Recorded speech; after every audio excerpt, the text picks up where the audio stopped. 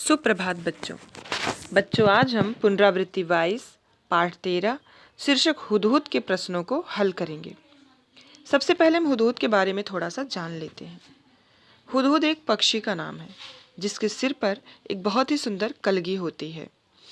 इसे शाह सुलेमान, पदुबया और इंग्लिश में से हुपऊ के नाम से भी जानते हैं। तो आइए इसके बारे में हम थोड़ी सी जानकारी और लोक कथा को सुनते हैं। इनके बारे में मान्यता है कि एक बार शाह सुलेमान वो अपने उड़न खटोला पे बैठ के कहीं जा रहे थे। ज़्यादा ऊंचाई होने के कारण उन्हें धूप लगने लगी। वो धूप से व्याकुल हो गए और उतनी ऊंचाई पर उन्हें सिर्फ गिद्ध पक्षी ही मिले। उन्होंने गिद्धों से कहा कि वो उनके ऊपर अपने पंखों से छाया कर दें। गिद्ध ने तुरंत ही मना कर दिया कि नहीं महाराज, हम अपने पंखों से आपके ऊपर छाया नहीं कर सकते क्योंकि हमारे पंख बहुत छोटे हैं। कुछ दूर जाने के बाद सुलेमान को हुदहुद नामक एक पक्षी मिलता है। वह पक्षियों का मुखिया था। उन्होंने उससे कहा कि मैं धूप में बहुत परेशान हो रहा हूँ, कृपया मेरे ऊपर अपने पंखों से छाया कर दो।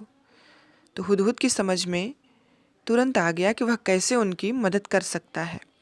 इसके लिए उसने अपने सारे पक्षियों को बुलाया। सारे पक्षियों को बुलाकर और सबके पंखों की मदद से उसने शाह सुलेमान के ऊपर छाया कर दी। इससे सुलेमान खुश हुए और उन्होंने हुदहुद के मुखिया से कहा कि तुम कोई भी वरदान मांग सकते हो क्योंकि तुमने मुझे प्रसन्न किया है, छाया दी है। हुदहुद के मुखिया ने कहा कि ठीक है, मैं सोच कर बताऊंगा क्योंकि अभी मेरे दिमाग में कुछ तुरंत नहीं आ रहा है कि मैं क्या मांग लूँ। हुदहुद अपने घर गया और अपने पक्षियों के साथ बैठकर, सभी हुदहुद पक्षियों के साथ बैठकर उसने एक मीटिंग ली और उनसे चर्चा किया कि उस राजा से क्या मांगा जाए। तो सबकी मशवरा, सबकी सलाह के साथ लेने के बाद उसने निश्चय किया कि वह अपने सिर की कलगी को सोने का कर दे। इस तरह वह शाह सुलेमान के पास गया और उसने कहा कि महाराज, हमने सोच लिया हमें क्या मांगना है। सुलेमान ने कहा कि बता, आपको जो कुछ भी मांगना है आप मांगिए, हम आपको देंगे। तो हुदहुद ने कहा कि महाराज, हमारे सिर पर सोने की कलगी हो जाए ऐसा वरदान दीजिए। तो शाह सुलेमान ने कहा कि एक बार आप फिर से सोच लीजिए, ये सोने की कलगी को संभालना बहुत मुश्किल होता है। मुखिया ने कहा महाराज, हमने खूब सोच विचार के ही ये फैसला लिया है, हमें अपने सिर पर एक सोने की कलगी चाहिए। शाह सुलेमान ने कहा ठीक है, जब आपने सोच विचार लिया है तो हम आपको ये वरदान देते हैं कि आपके सिर पर एक सोने की कलगी हो जाए। हुदहुदों के सिर पर एक सोने की कलगी हो गई। ये बहुत खूबसूरत दिखने लगे, लेकिन जब लोगों ने देखा कि इनके सिर पर एक सोने की कलगी है, इस तरह तो इनको तीर से मार कर उन कलगियों को इकट्ठा करने लगे। हुदहुदों की प्रजाति दिन पर दिन खतरे में आती गई। उनकी संख्या दिन पर दिन कम होने लगी। अपनी संख्या को कम होते देख हुदहुदों के मुखिया को बड़ी चिंता हुई। वह फिर से बचे खुचे लोगों के साथ बैठकर विचार विमर्श किया। अंत में उन्होंने निश्चय किया कि अब हम राजा के पास जाकर अपनी इस कलगी से छुटकारा पा जाएंगे। वह राजा के पास गए और उन्होंने बड़ी अनुनय विनय की, बड़ी विनती की उनसे कि महाराज, अब ये सोने की कलगी हमें नहीं चाहिए।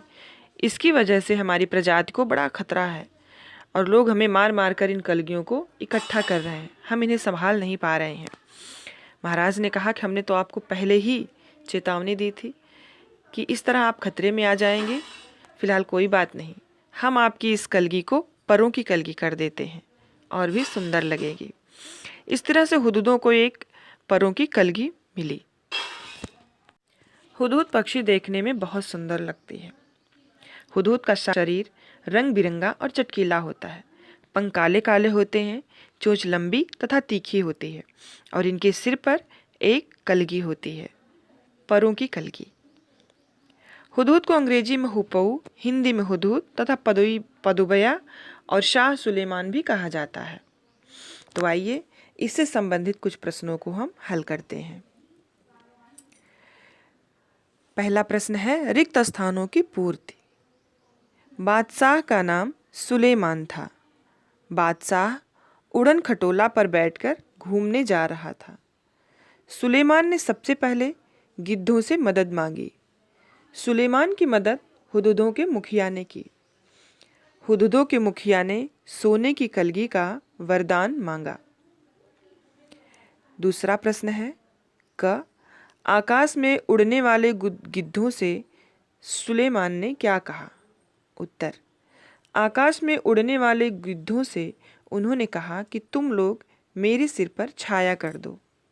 ख हुदहुदों के मुखिया ने बादशाह के ऊपर कैसे छाया की? उत्तर, हुदहुदों के मुखिया ने अपने दल के सभी हुदहुदों को इकट्ठा करके अपने परों की सहायता से सुलेमान के ऊपर छाया कर दी। ग मुखिया ने अपनी क्या इच्छा बताई? उत्तर, मुखिया ने यह वरदान मांगा कि उनके सिर पर सोने की कलगी निकल आए। घ सोने की कलगी मिल जाने के बाद क्या प्रभाव हुआ? उत्तर, जब लोगों ने हुदहुदों के सिर पर सोने की कलगी देखी तो हुदहुदों को तीर मार मार कर सोना इकट्ठा करने लगे। अंगा हुदहुद की संरचना कैसी होती है? उत्तर, हुदहुद का सारा शरीर रंग बिरंगा और चटकीला होता है। पंख काले काले होते हैं, चोंच लंबी तथा तीखी होती है। च हुदहुद को और किन किन नामों से जाना जाता है? उत्तर, हुदहुद को अंग्रेजी में हुपऊ, हिंदी में हुदहुद तथा पदुबया और शाह सुलेमान भी कहा जाता है। धन्यवाद।